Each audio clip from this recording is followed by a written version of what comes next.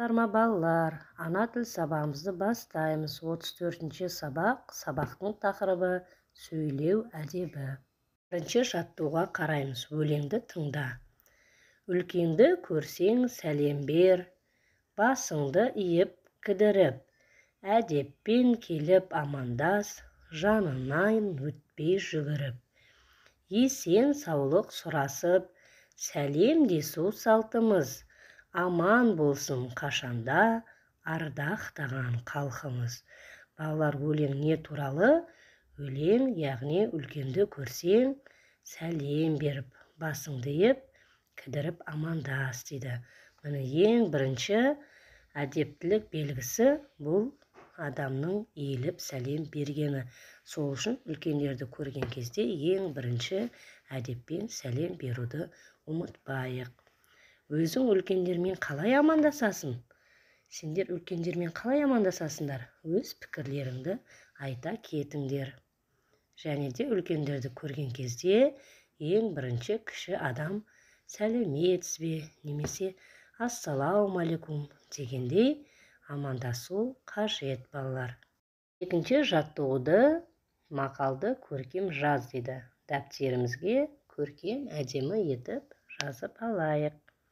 Әдептілік белгісі иіліп сәлем бергені дейді.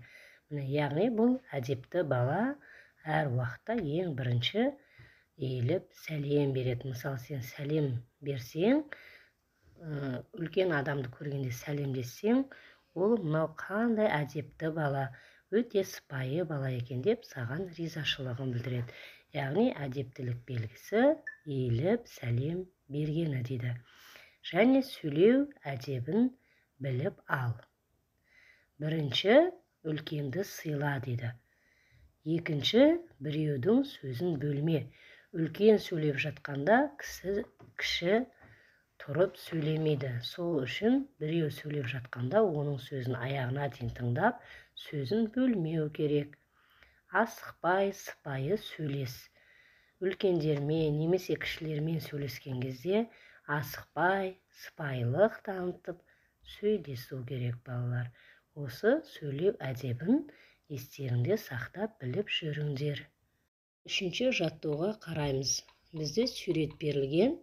Суретте жаңа кездескен адамдармен қалай амандасасың? Танысқан кезде қандай сөздерді қолданасың? Амандасу түрлерінің қайсысы дұрыс дейді. Мына бірінші суретте не істеп жатыр? Бала үлкенге қарап қолын созып амандасып жатыр. Яғни үлкен кісіге ассалаумалейкум деп амандасамыз, я?